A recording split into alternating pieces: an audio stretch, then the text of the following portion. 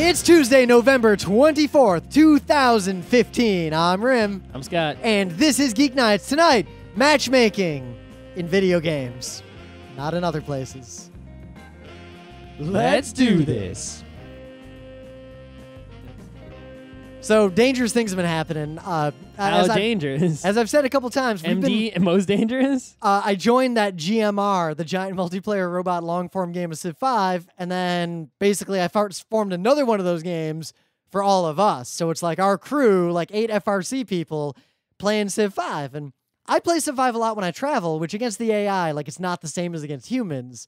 But also, most of our friends have not played Civ V a lot recently, or have never played with all the expansions that made the game good. So the problem is, as a result, all of us started playing Civ V single player a little bit to like remember how to play, so we don't fuck up in the game. It's like I'll play a bunch of turns in my game. Yeah, I can play like 10 turns of a single player game over and over and over again and get really good at those first 10 turns. And I've only played like 6 turns so far, 7, not too many turns so far in the other game. Exactly, but like it's weird playing against humans. Like I care a lot more about how well it goes down. Like I really like if Scott gets to a hut before me, fuck that. Like I can't lie. I've got a lot of huts. I only got 2 huts. If the computer doesn't fuck me, I'm about to get one more hut. Watch out, though. That computer's... Well, like I said, AI gets bonuses, but AI is stupid. The danger is, multiple times in the last few weeks, and I'm sure I'm not the only one this happened to, I thought, well, it's 10 o'clock. I'm going to go to bed soon. I'm just going to start a game of Civ and play like the first 20 turns, and then I'll quit and go to bed. You mean the first 20,000 turns? You mean, well, I won... It's turn 200. Yeah, the old cliche of one more turn is because of Civilization. That's the game. There wasn't some other game with the one more turn. It was Civilization. That's the one. I think what got me, though, is so 2 nights ago, I'm literally just like, blah, blah, blah. And then I said to myself out loud, all right, just one more turn. And then I realized what I was saying, and I just quit the game without saving. That's right. Immediately. I was like, quit. No more. That's right. Good move. The problem is Civ 5 runs on my laptop.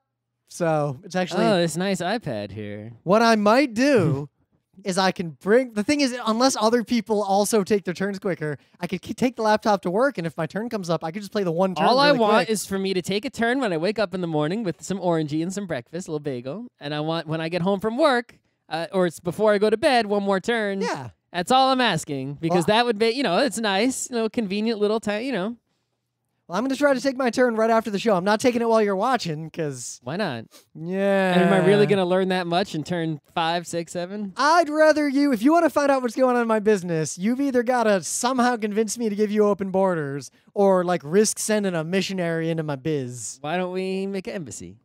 If I meet you, I will maybe grant you an embassy for mutual a nominal fee. Mutual embassy. Ah. Mutual embassy. You know, it's interesting, because against the AIs...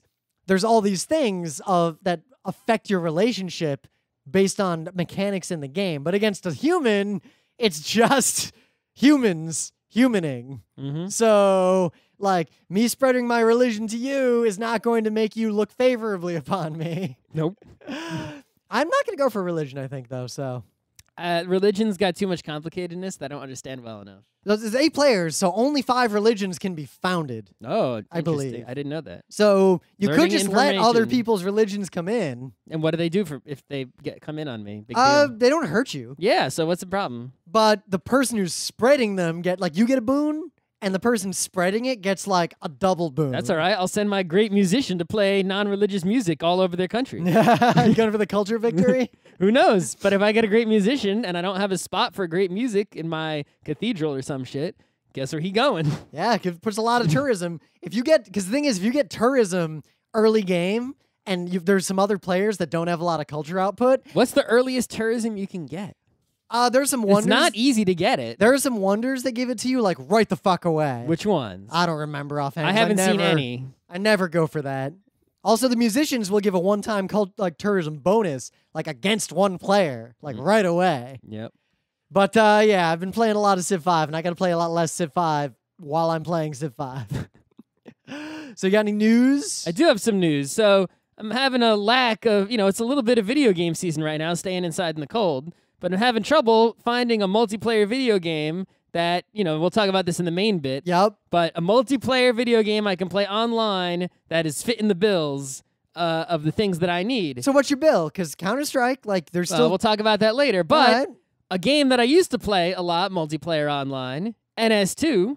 Ooh, I stopped playing that a long time ago. I stopped playing that a long time ago also. But NS2, Natural Selection 2, if you didn't know, they basically stopped updating it and let the community update it. And the Unknown Worlds, the company that makes it, said, all right, you community volunteers can work on NS2. We're going to work on this alien ocean game called Subnautica that's still being developed.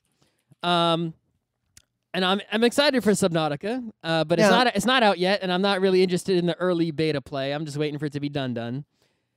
They decided, hey, you know what we're going to do is we're going to take some of those community NS2 people, and we're going to hire them as real employees. Now, that is how Counter-Strike went from good to great. That's right. And we're going to say, you know what? We are going to give you 3 months and see if you can, revive this game. Can you build the player base? Can you improve the game? Now, that's real interesting because I have this, I loved Natural Selection. Like, I played the fuck out of that game. Yeah, it's like, this game is still some mildly active, but can you... Community people, if we hire you and that's all you work on, can you revitalize this game? And if you do, maybe sales of, new people coming in or, right? Yeah. So the original team was like 24 people. The current team is 8 people. Gaga. And if they can revive and like at the first patch that they release, I'm going to go reinstall the NS2 and I'm going to see what's different since I played. I will do that. Probably a whole bunch. I'm going to see if anyone's playing it, and I'm going to go ruin their game because I'm going to suck. The reasons I stopped playing NS2, one of them is something we'll talk about in the real part of the show, but the other part is I liked NS1 a lot, partly because it was kind of weird. It's like I think I liked it for a lot of the reasons that people liked the original Dota.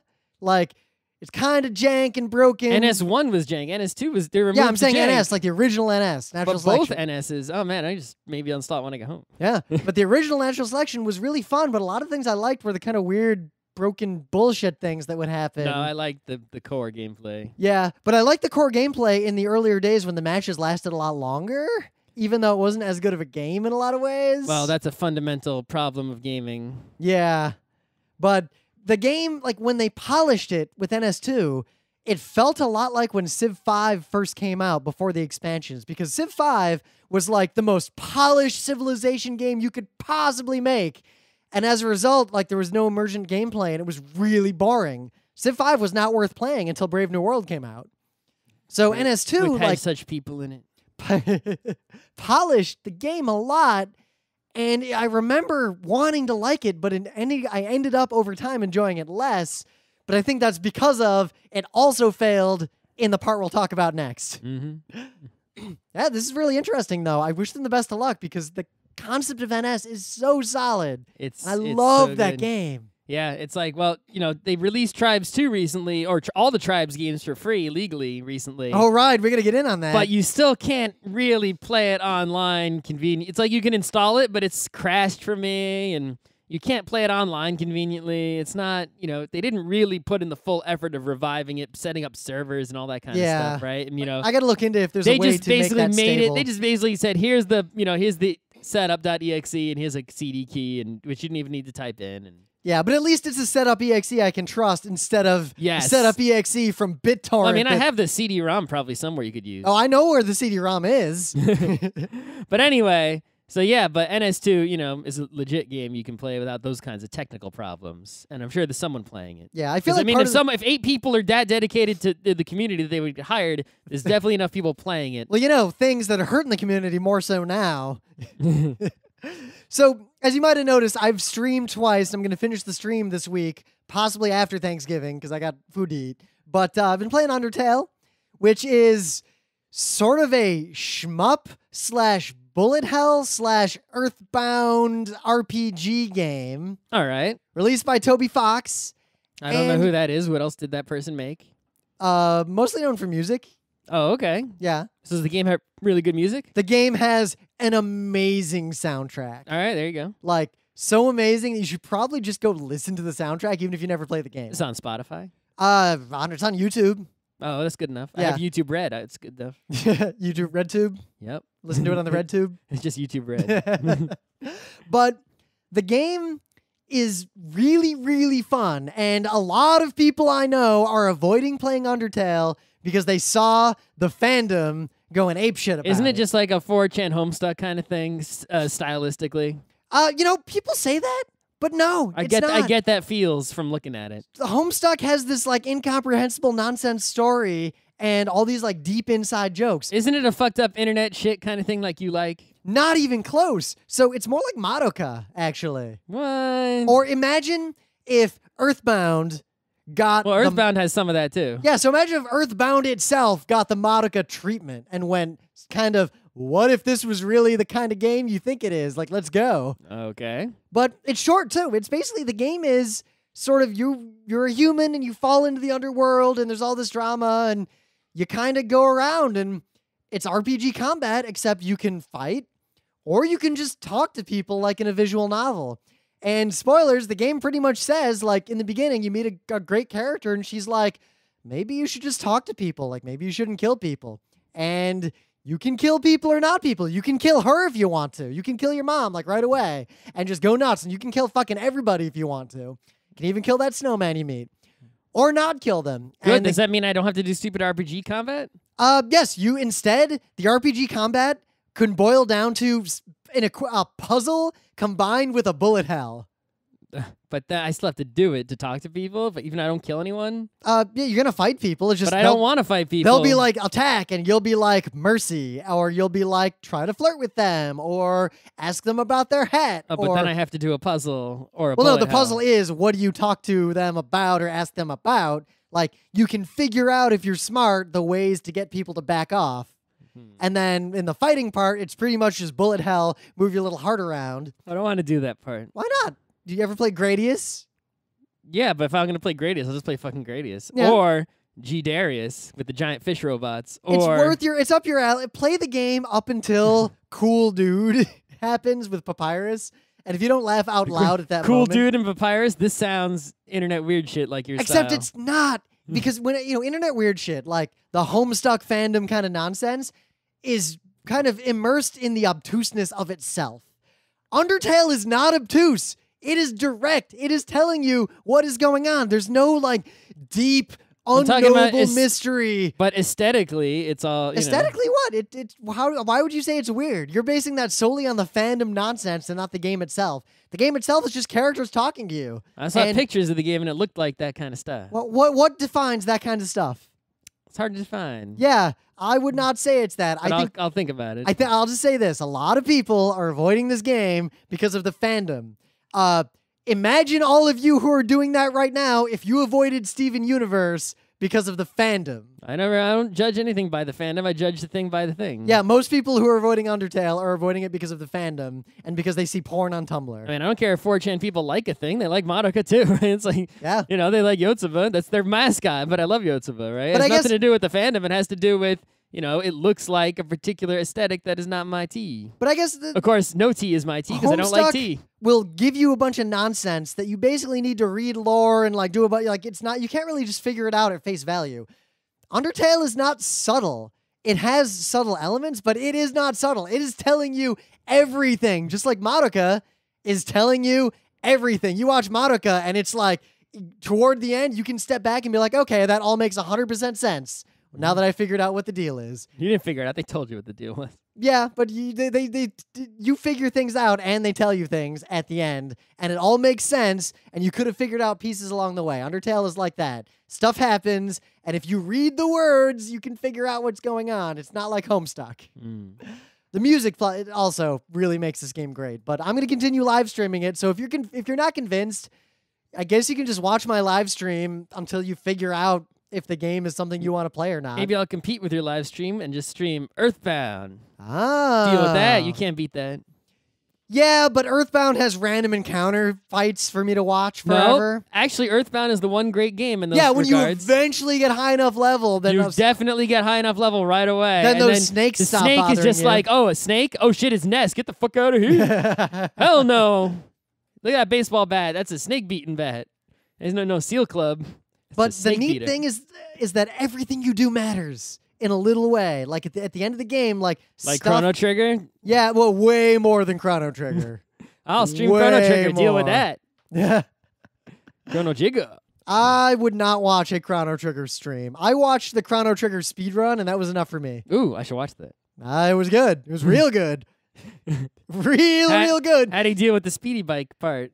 Yeah, they talk a lot about the speedy bike park. Really? That is not a happy time. No.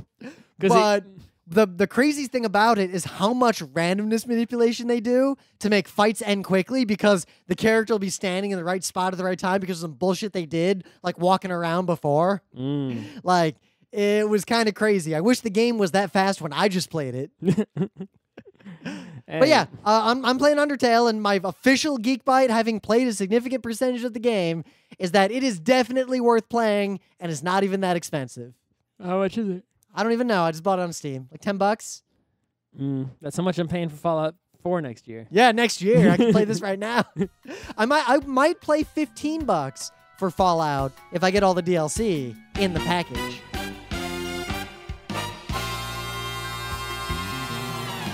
But anyway, things of the day. So now I got weird internet shit for you. This is a mashup of the fights and the events of Undertale with the old Spice guy. All right. It's kind of great. Okay. Is that it? That's it. Okay. Just watch it. Some dude, I think his name is Nick Luciano, because that's the name of his YouTube channel. But it might not be his name. His dad is an awesome dad. In this video, his dad performs the victory poses of all of the combatants in Street Fighter 2. That's the video. Dad must like Street Fighter 2 or be really willing to make a funny video with his son Nick. That is so great. Way to go, Dad. Great video. Nice doll theme. Yeah. In the meta moment, Wheel of Time was the book club. We're still reading it. I'm like mostly done with the 5th book. Scott finished the 4th book. 5th book is when shit starts to I'm drag. reading comics lately, so I'm just gonna. It's not Wednesday. But there isn't gonna be a Wednesday episode for a while, so I just want to let everyone know. Master Keaton is being published in English. I got volume. Oh snap! I got volume 4. There's way more Master Keaton than there is in the anime, even though a lot of it overlaps and it's just the same story. Yeah. Is it worth reading compared to just watching all the anime? Yeah, why not? Because I like the anime a lot. And Gundam the Origin manga is almost done. Oh, I got to read that. I really got to read that. So. But otherwise, we're going to be at MagFest. Panels are like getting sorted out. Am I going to be at MagFest? Well, you're on a bunch of panels. Am I? Yeah. My name's on there? I put you on them. Okay. In fact, I can see. Well, I guess I can't announce what you're on right now, but are they panels I can do? I think so. Without preparing? Yeah. Scott, Am I getting a badge? Am I not going to have like trouble when I go to get the badge? Well, I'm going to send you another email because you got to sort that shit out because I have a badge. I filled out the thing and I never heard anything. Because, yeah, you waited like months before filling out the thing. I sent you that link like 11 times. This is why I'm the producer and you're the host. I filled it out. I'll sort it out. But yeah, you're on a bunch of panels. I mean, I don't even really want to be on the panels. I just want to go play some Space War. Well, then you can buy a badge and just go, and I'll do all the panels. Yeah. I like being on the panels, I don't want actually. to pay. Yeah, but I put you... If I'm going to pay, I might as well put quarters in the Space War. I put you... There's an esports panel that we're both on. Okay. Just talking about like the current state, basically esports stuff. I thought you weren't allowed to say.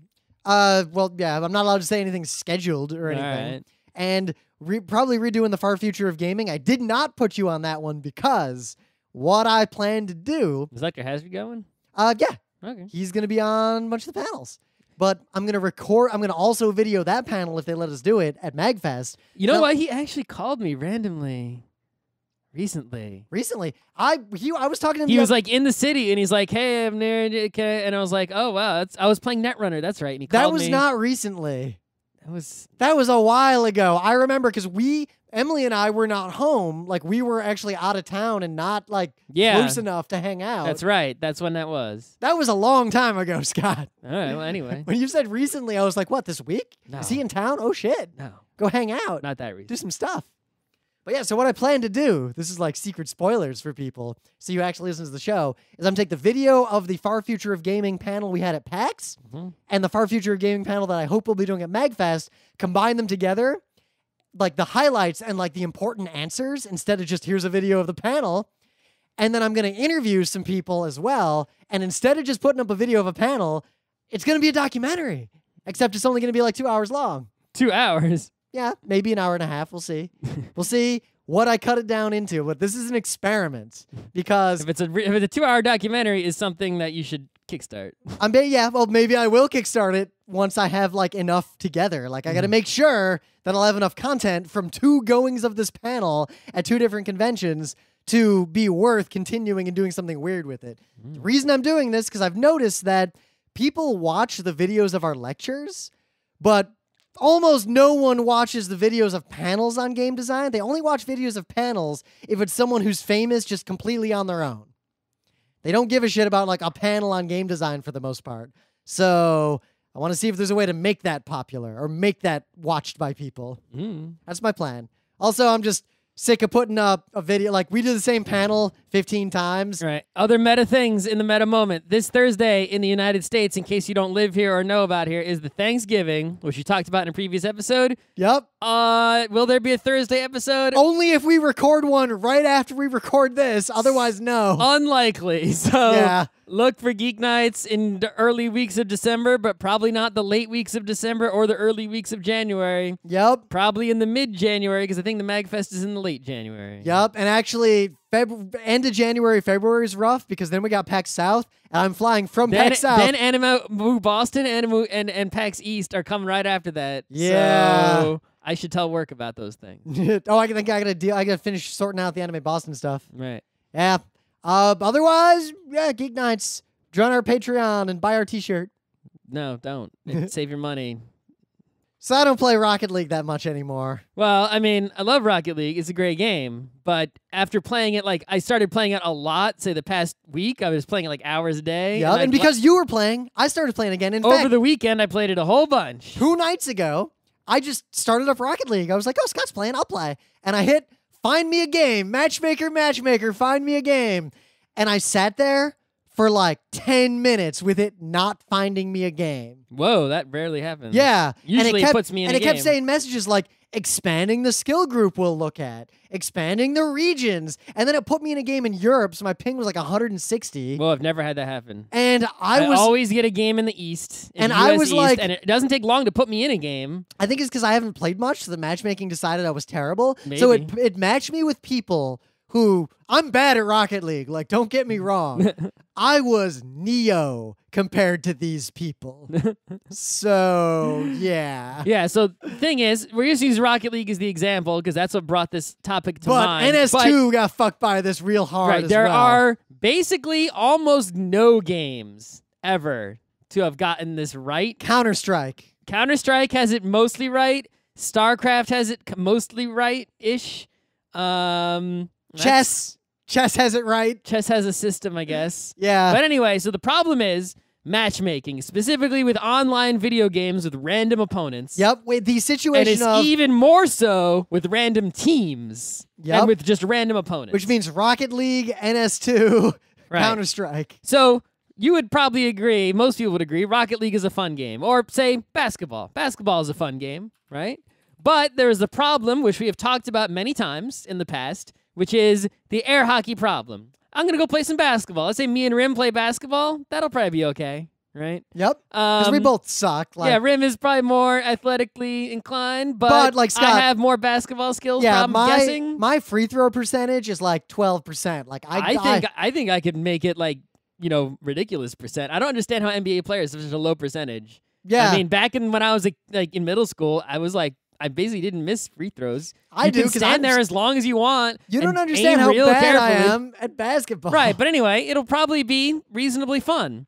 Now, basketball, the game, is fun to play, but if I had to play against LeBron, right, suddenly, even though it's the same goddamn game, because my opponent's skill level is so high, that is not fun. I'm not going to get to do any of the fun things that there are in basketball, like touching the ball, shooting the ball, dribbling the ball, blocking shot. I'll be able to do none of those things. LeBron will stand there. He'll be really tall.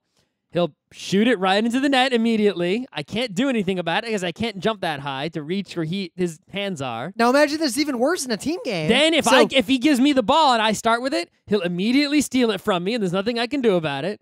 And then he'll put it in the net again. Let's do it on a team instead. So it's 3 LeBrons versus 2 Jordans and Scott. Yeah. Okay. So the 2 Jordan team is going to have a little trouble because who's covering that third LeBron? Yep. That third LeBron is pretty much just going to, there's no right. Even, or how about this?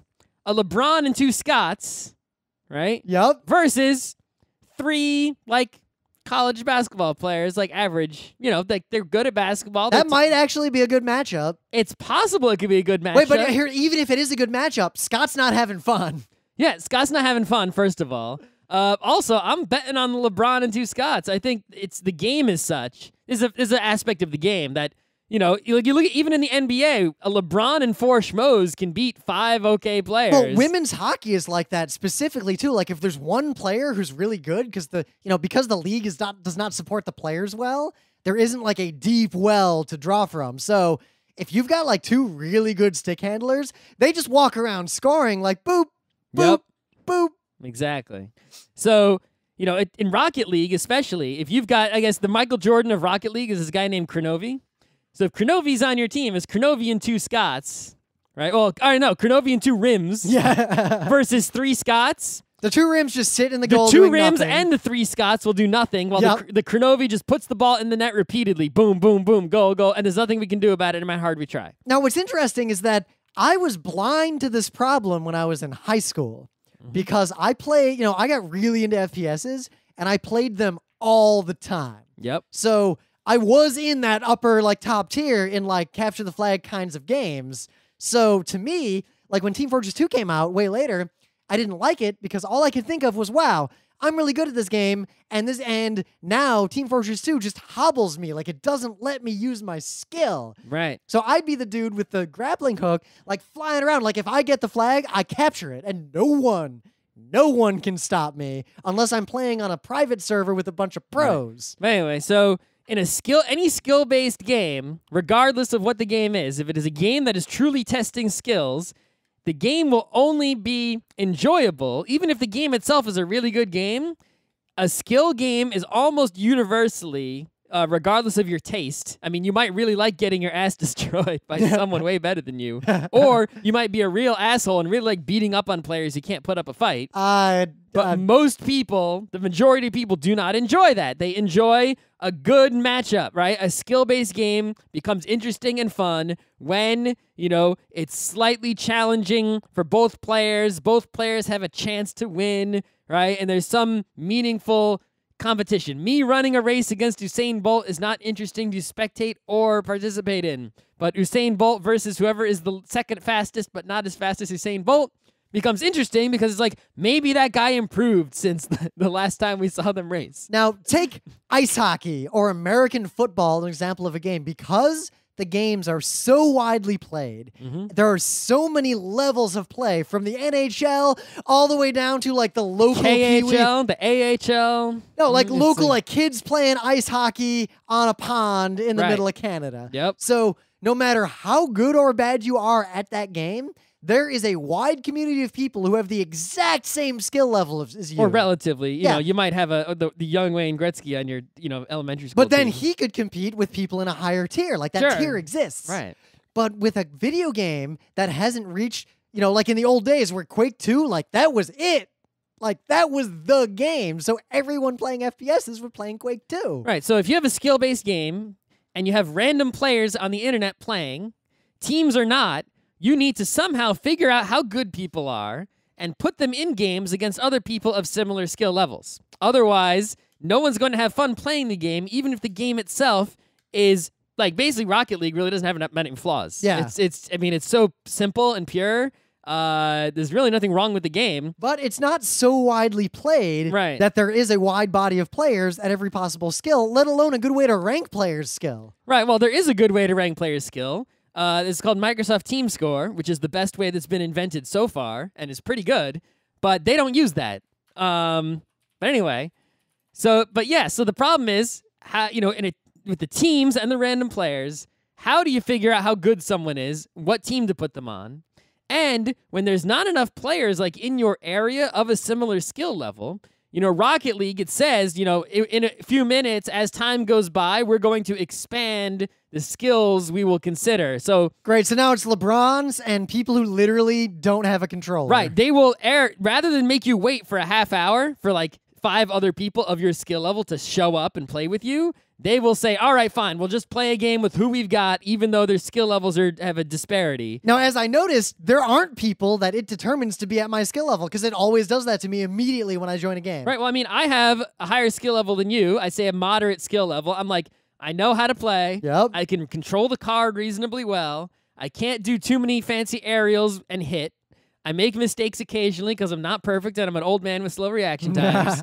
But I, strategically, like I stay on the right side of the ball. I make a lot of saves. I generally, the general patterns, right? I'm slightly below average, mediocre type player, but I got the shit down. And every single game I play, I was actually writing them down for like 10, 20 games in a row. No. Every single game, either A, someone on the other team had a skill level. There wasn't anyone like Credovi level doing, ridiculous aerials. They were just slightly better than everyone else or having a really good game somehow. And that allowed them to score like 4 or 5 goals. And now it was meaningless. Our team should forfeit. Sometimes we did. Sometimes some idiot refused to. So you had to waste the rest 2 minutes of our lives waiting to lose, right? Sometimes someone on our team was the best player and totally crushed the opponents, and I just sat in the goal to blocking some shots maybe, but the ball didn't even come to our end of the field because this good player on our team was able to keep the ball on their end of the field and just keep scoring, and I just watched myself win, which was also boring as hell. Now, I can already see the problem. Right, and once I was the best player, and I just went and scored like 3 goals, and I didn't let the other team score. I was able to get all the way back down the field and defend before they could get the ball back there, clear it to their end, and score. Like, I was just like, wow, I'm really in control of this game. Did I get a lot better? And I tried that in the next game, doing the same thing I did in the previous game, and I wasn't able to because this really good player on the other team just came and fucked me over all the time. So it really was a situation where I got matched up with people way under me. Right now on Steam, there are like 300,000 people playing Dota 2 and like 250,000 people playing Counter-Strike. So that is a critical mass right there. And Rocket League is not even in the top 10. Rocket League's got about 17,000. Right. Rocket League is under Grand Theft and Auto, that's The Binding of Isaac. 17,000 is all Rocket League players online right now.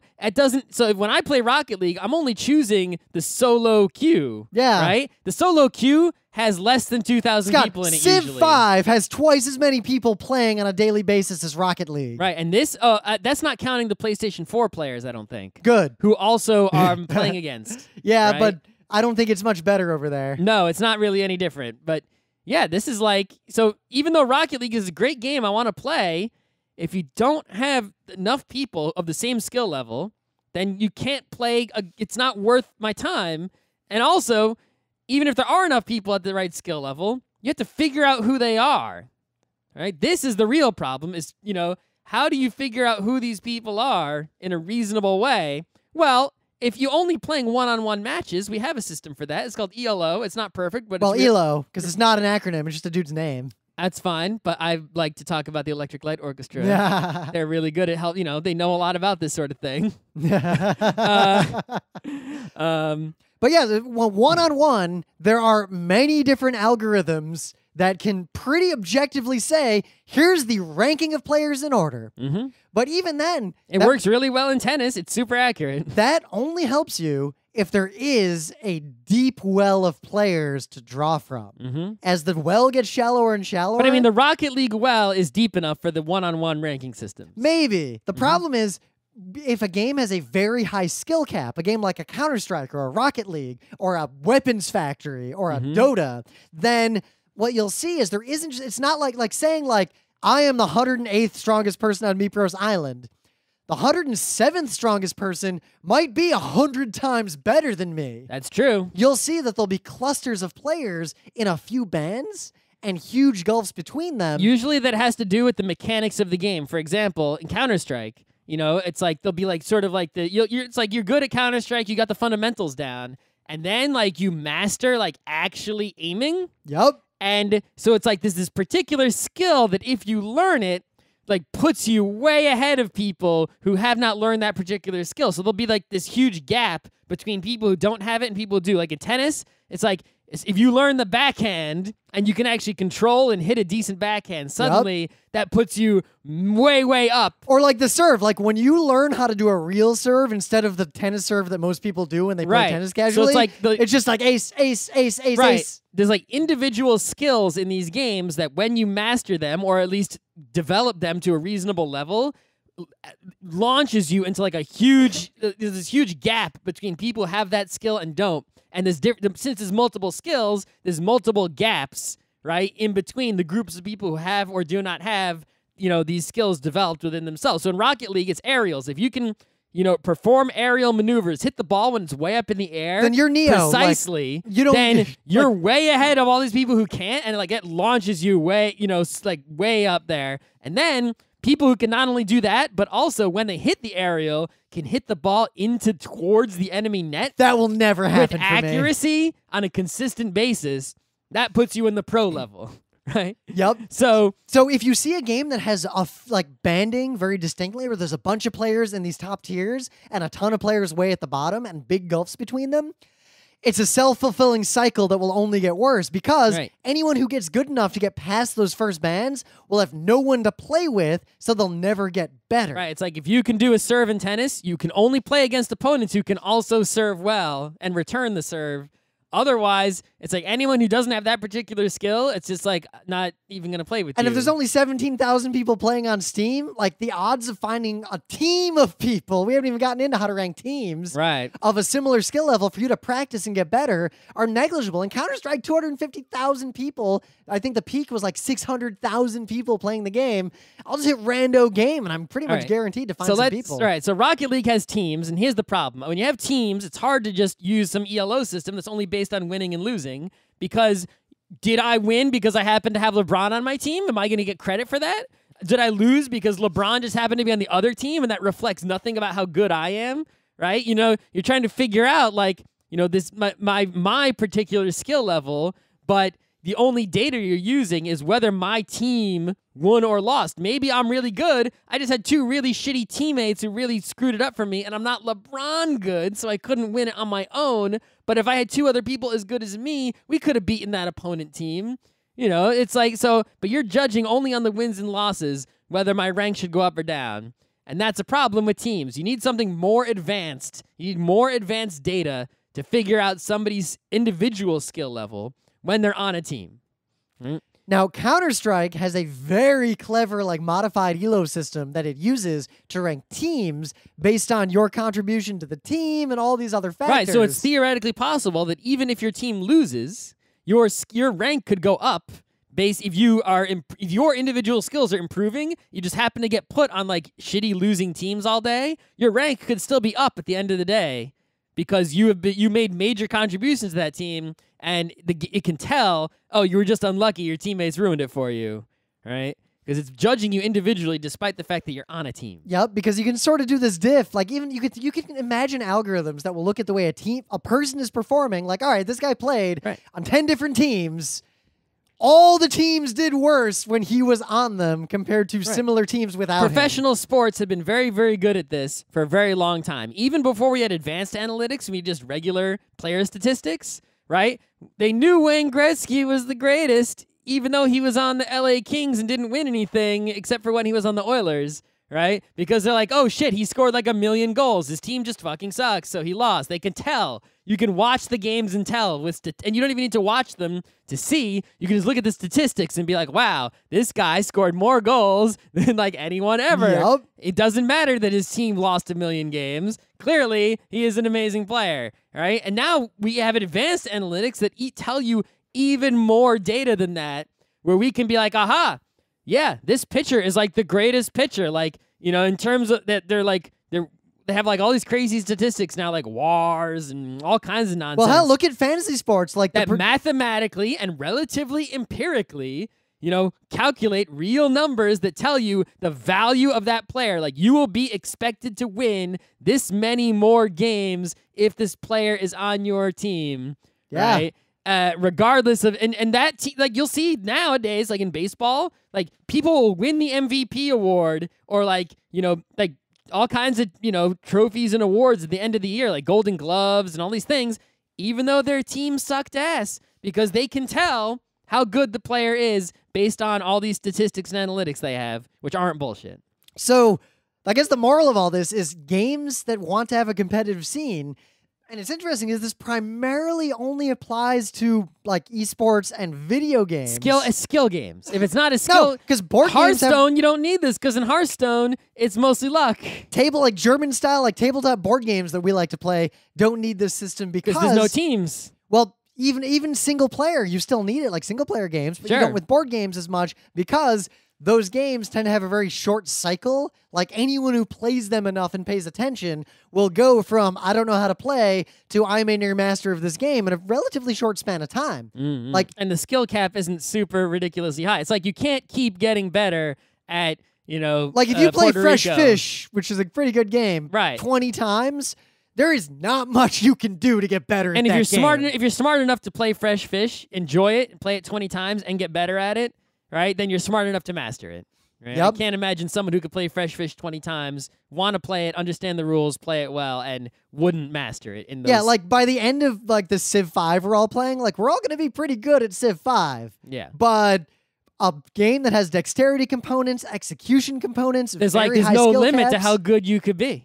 There's a theoretical limit. Right, but it's like there's no hockey player in the league now who's Wayne Gretzky good, and it's still possible someone could be even better than that. There's no reason you couldn't be. Just no one has been. Like the laws of physics, there could be a person who just reacts to pucks faster and is an unstoppable goalie. Right. Like, that could happen. It's then possible. What? You know what? I want that day to I want that day to come. I'd love to see the god goalie. Yeah, and so we have the king goalie. Yeah. You want to know something sad? How old is Heinrich Lundqvist? Oh my God, he's got to be what, like 31? Heinrich Lundqvist is 2 months younger than me. Older than me and younger than you. He was born in March 1st, 82. Yeah, the thing is, you want to feel real bad. It might be March 3rd, 82. Look at the ages of F1 racers. It was early March 82. He's pretty much just our age. And meanwhile, he's like the king of this town. And we're just two nerds across the river doing a podcast. Yep. And he's basically the same age as us. We had just as much time. We could have done that, and we'd be in his shoes right now. But we didn't. Well, I don't really like getting pucks flung at me. Yeah, you can kind of ice skate, though. So you got that going. Yeah, I could wobble around. You've ice skate wobble around? I can't even skate backwards. I've seen you wobble around, though. That's a start. That's better than a lot of people. I have to relearn it every time. So think of this. You need, if you have a video game that you want competitive multiplayer to exist and it's a skill-based game. With a high skill cap. For a period of time beyond the very beginning when you first release your game, you need to somehow, one, maintain a deep and wide body of players, and two, have an accurate matchmaking system to ensure that those players continue to play. And you need to err. If someone wants to play the game, they say, find me a game, you cannot ever put them in a game where they are mismatched. You should just make them wait, even though they are waiting. But if you make them wait, like I do... That's why you need the large body of players. They'll give up, and then you don't have the wide body of players Right, you need the wide anymore. body of players to decrease the wait time, because there's a limit to how long someone's going to wait. But you should still err on the side of waiting rather than playing a bad game, because if someone has a bad experience... They're going to hate your game and blame it on your game, even though your game is perfect or really good, like Rocket League, and the matchmaking is just awful. But no matchmaking system will protect you from if the player base is already stratified and is small. Like NS2... You can always reset it. The reason I couldn't play NS2 much is that I didn't get in on the ground floor of playing the betas a lot because it didn't work that well. By the time the game was stable, there was a set of people who were like unto gods compared to me, and no one else. So if I joined any game, I was that shithead ruining it for the team. Yep. Even if the matchmaking was perfect, it would have said, Rim, you're the cheese. You're going to stand alone. That's right. So the one major I want to just comment one last thing, which is how these games are doing it now, specifically Rocket League and Hearthstone, even though Hearthstone's not skill-based. I'll talk about Team Fortress 2 as well. Right. Is they're making this, the ranking system they are using... here's the problem with it. So Rocket League is a grinding ranking system. It's not some, right? Theoretically, let's say I'm a natural at Rocket League. I'm as good as Kronovi, and I play Rocket League a few times, I learn it, and then I'm just God, right?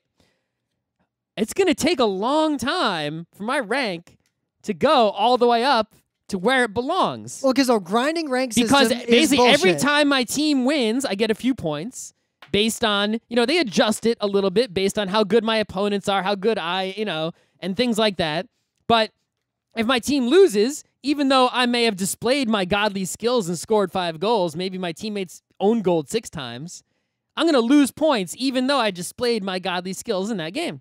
So I just have to keep playing tons and tons of fucking games before the game has recognized me at the true, skill level and pair me up against players I should be playing against who are also godlike. The same thing with Hearthstone. It's like my brother is really good at Hearthstone. He plays it way too much. But he didn't get to Legendary until like last month. He was so proud. But it's like I could get to Legendary too. You know what changes my rank from season to season in Hearthstone? Whether or not you play? How much I play. Yep. If I play a lot of fucking Hearthstone, I can get up to like single-digit ranks. I'm at like rank 8 or 9 now. But if I don't play a lot, then it's like, no, I should be able to play like 5 games of Hearthstone, and after trouncing 5 noobs, it should shoot me the fuck up to like rank 5 where I usually, where I kind of belong, right?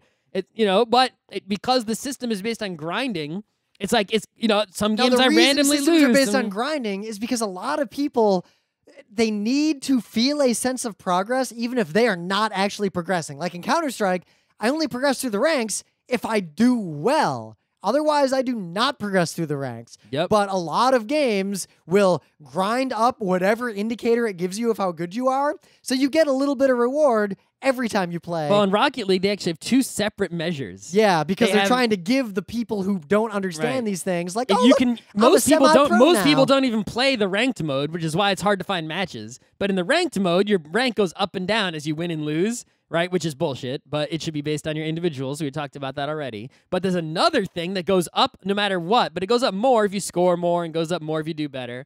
But it only goes up, and that's sort of like your experience, and you unlock like skins and all that kind of bullshit, and your label changes from like pro to veteran to expert to, and it's like that only goes up, and like you're basically grinding that no matter what. It's like, get rid of the fucking grinding bullshit. Just figure out my true skill level. People want that grinding because someone who is not getting better at a game, and someone who is not a person who it's possible to like a skill-based game like Rocket League because it's way fun, but not be the kind of person who cares about ranks and skills and improving. Here's my counterpoint, but it assumes that people are making poor decisions. There's a lot of people. They shouldn't be playing that game. But you really need them to be playing, or you'll have even fewer players and more gaps. But if you just make their thing constantly go down because they suck ass, they'll quit. Because those people want to see their rank going up. It's like the people who play an RPG. They want to see the number go up because they've played longer. That's why MMORPG players get so fucking mad when someone buys levels or buys gold, because they feel like they got cheated because they ground that shit out. Right.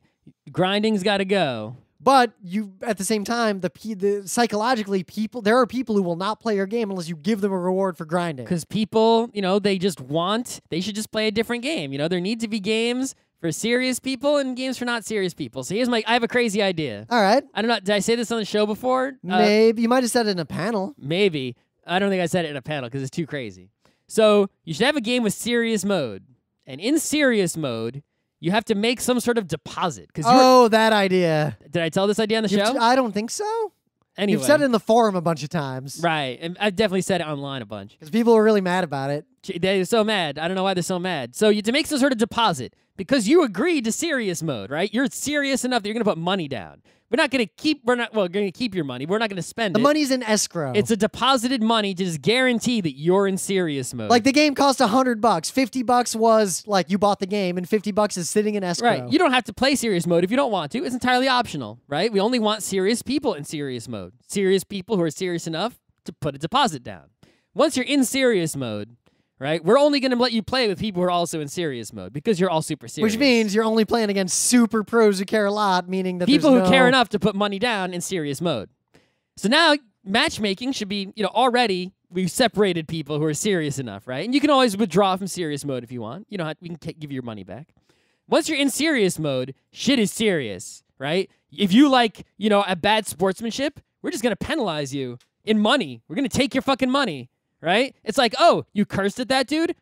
$500 fine. Fuck yourself. Counter-Strike does already have that with the cooldowns, in that if you are unsportsmanlike in ranked games and people rat you out, then basically you get a cooldown where you can't play for 30 minutes. Yeah, no, if you that's do not good enough. If you do it again, it's like 2 weeks. If you do it again, it's like a month. Like it escalates rapidly. No, I want to take your fucking money. Why though? Right? That's not the people being shitty to each other is not the problem. It is a problem, and it is not the problem. But with matchmaking, there are other things I'm going to take your money for. For example, what if you just quit a game? You rage quit. Yeah, I'm going to take your fucking money because you rage quit. Fuck but you. You're ruining serious mode. None of these things fix the matchmaking problem. Ah, they can fix the matchmaking problem because by punishing people with fines for all these transgressions, you're basically guaranteeing that people are going to come play the game seriously. So we can assume all these things that we basically can make a good ranking system even better because we have all these assumptions that are now truths,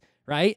People aren't going to be scoring own goals on purpose to fuck up our ranking system. People aren't going to be rage quitting to fuck up our ranking system. Everyone's actually trying to win. I don't think those things are fucking up the ranking systems. But I mean, they're not fucking up the ranking systems because the ranking system is garbage to begin with. Yeah, but I'm saying like it will make our good ranking system even better by not having to account for even those things. Among the like 15 people who are in the serious mode. If your game is really good, hopefully you'd have a lot of people in serious mode. I would not put money down in Rocket League serious mode if that existed. You're not seriously enough for that game. No, I want to be serious at the game, but I would not trust that there'd be enough people who put money down for it to be worth it, and the non-serious mode already has a terrible matchmaking system. I guess the thing is you don't really have a game that's like, I guess that's your game for all time. But like if there was a serious mode online netrunner with a good user interface, I'd be serious mode. Well, Counter-Strike is kind of that for me. Would you pay for Counter-Strike serious mode? No, because serious mode already exists and works great and doesn't cost money. It's okay. What's wrong with it? It's not perfect. What is not perfect about it that your system fixes? That people will just be shitty, come back and be shitty again? No one does that, though. People be rage quitting? No, people don't rage quit serious games. When they do, they get punished, and actually it's a pretty bad punishment. And the only way to get around those punishments is to pay for Counter-Strike again. They get penalized monetarily. I thought you said that they don't get penalized monetarily. Yeah, if they keep fucking up, they got to buy a new Steam account.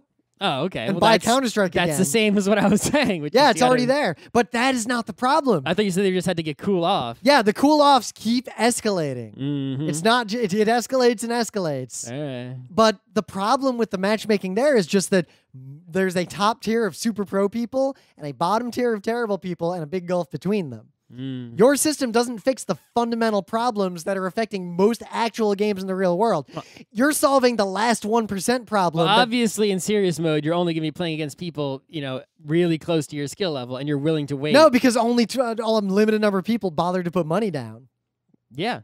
The people who are so serious that you want to play with. So I'm a noob, but I want to be serious. All right, well, there's something else to consider, right? Is that depending on the game, like take, for example, like especially a board game, like, like Puerto Rico, right? It's like, I guess there's someone out there who's even better at Puerto Rico than us. We probably can't beat them. We haven't played in a long time. Like, sure. I don't remember the full sequence of my, there opening five. There may be, let's say you got 5 board gamers, right? And there's, and they're all at 5 different skill levels with definite gulfs between them. But if the 5 of us play Puerto Rico 5 times, by the end, everyone's near the top tier. Well, maybe. But, even in that first game, there's a huge gap between, let's say, who's like someone we know who's like can play board games but isn't godlike. Right? All right. And then I can imagine that person. Right, okay. And then I'm like the 3rd, and then the 5th is some like genius person who's like, amazing. You're just gonna win no matter what, right? And we all play Puerto Rico together. Well, even though our skill disparities are so big and it's a skill game, and that person in rank 1 is gonna win, that will still be an enjoyable time. Right? Because we're all serious. Like you go to a Netrunner tournament and you're going to meet up with someone so Scott, who's when I way play better than you, but you're serious and they're serious. But when I play Rocket League, I'm in a lot of games where everyone's serious. It's just the skill gaps are so wide that the game is terrible and unplayable. The skill disparity is way bigger than it is in a board game. Yeah. But I'm saying if the skill disparity were wider in a board game, like there are board games like Glory to Rome. Age of Steam is the one you want to talk about. Or Glory to Rome. If I've played Glory to Rome so much that if I play it with someone who like it's their first time playing, it is not fun. They don't get to do anything? They don't get to... I mean, Age of Steam, it's just like I eliminated on turn 2 or 3. Yeah, I got eliminated not too long after you. I remember that game. I think it was the same turn. Yeah. I think I made it one more turn because I had like $1 left. Okay. But yeah, this is one of those things where if you have a game... this meta thing that's like out. It's like you made the perfect game, but then you ruined it because you messed up this meta thing. Well, I think that there's a much higher level of discussion that needs to be had here. Look at a game like Team Fortress 2, which despite only having like 40,000 people playing it, like doesn't have this problem because the skill disparity is lower because it's not a skill-based game. The game itself does not reward individual skill much beyond a pretty low bar. So the things it rewards are teamwork. Imagine the Team Fortress 2 version of Rocket League would be a game where no matter how good you are at aerials, if the other team has someone who's everyone has auto aim on their car, so if you go towards the ball, you're gonna hit it. So the game and if comes you hit down the ball to in the air, you're going to hit it towards the net no matter what. So it's like in hockey, if choosing what line and who to pass to mattered, but everyone had the same skill at passing. The Wayne Gretzky can't pass better than the... he can't shoot harder or more accurately. Yeah, or he can't shoot much harder. Like, he's 2% more likely to score when he shoots. The percentage of goals that go in when you shoot are equal. Yeah. Goalies are all, block a relatively equal percentage of shots. So for a team game, that is a way to address the problem by pulling down the individual skill, but ensuring that that is not replaced by grinding or nothing. It has to be replaced by team coordination matters. Like in Team Fortress 2, if a bunch of Rims and a bunch of Scots play against each other, it would be a dead 50-50 match. The skill would be, do the Rims coordinate like when they attack better than the Scots? That kind of thing. Do the Rims like switch classes at the right time and there's this balance going on? So that is a way to get around this problem, but it becomes a very different game. Team Fortress 2 is a very different game from Counter-Strike as a result. So if you make a skill-based game, get the matchmaking right. The Microsoft Team Score I talked about before, right, is a pretty good system. It's not perfect, right? Yep. But there are many systems out there for doing better, analysis of individual player skill, team-based or not, right? Sports, I already talked about, advanced analytics. We can determine how good someone is, even if they're on the losing team. Yep. And then try to pair people up as much as you but can that's it. with people of equal skill level. The second problem of the depth of players is almost an afterthought. You have to get the matchmaking as good as it can possibly be day one. Like Rocket League, it's like they can do a lot better than they're doing even without getting more players. If they don't do better, then increasingly... It's making me not want to play the game even though I really like the game because I can't get a good game on because I don't get matched up with people But it's easy to not see the problem because if you already got past that gulf, like, if you're good enough at Counter-Strike or good enough at Rocket League, then you find a great game every time you play. Or... No, you don't, because it's really... even games where I beat up everyone, it's kind of boring. I want to play against an evenly matched, tight game. See, Scott, the other thing is those people form a team. If you're in that tier, like Counter-Strike... But I'm not good enough for that. Yeah, you're not past the level. I'm saying if you get past that bar, if you're over the waterfall... You're not falling back down the waterfall. There's like a paradise of you get your 3 friends and you play the perfect game all the time with other teams that are similarly serious. Well, no one wants to organize. Yeah, but the only way to avoid that problem is either to flatten the playing field somehow, Team Fortress 2 style, or to have the best possible matchmaking from day one.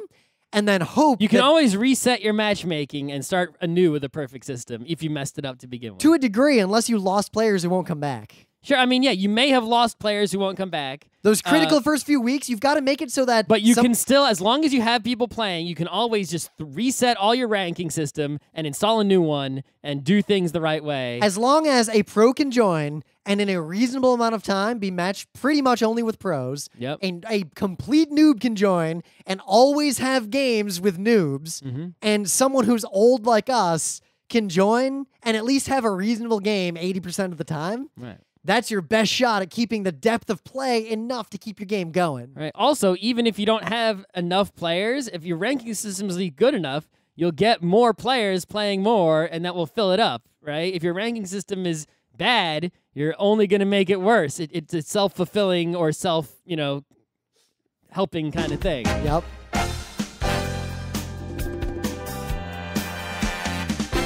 This has been Geek Nights with Rim and Scott. Special thanks to DJ Pretzel for the opening music, Kat Lee for web design, and Brando K for the logos. Be sure to visit our website at frontrowcrew.com for show notes, discussion, news, and more. Remember, Geek Nights is not one, but 4 different shows. Sci-Tech Mondays, Gaming Tuesdays, Anime Comic Wednesdays, and Indiscriminate Thursdays. Geek Nights is distributed under a Creative Commons Attribution 3.0 license. Geek Nights is recorded live with no studio and no audience. But unlike those other late shows, it's actually recorded at night.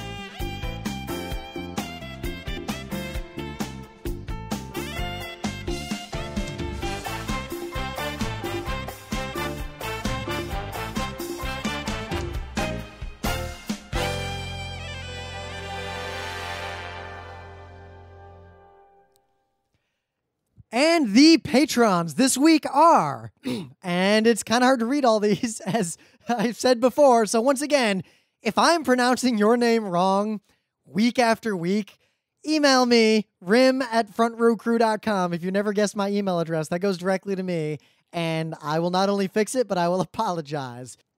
But this week we have Rebecca Dunn, Nicholas Brandow, James David White, Christian Kuntz, Jess, Mechanical Mind, Renee from New Zealand, Robert Lee, Ryan Perrin, Drew Oppenlander, Rare Laval, Brian Cedrone, Rochelle Mantanona, Finn Eric Solverod, Rim Eats Poop, Edgar Mendez, William Eisenrose, Chris Midkiff, Chris Knox, Flame Darkfire, Samuel Cordery, Daniel Redmond, Chris Haddad, Doug Snyder, Sean Klein, Chris Reimer, and Thomas Hahn.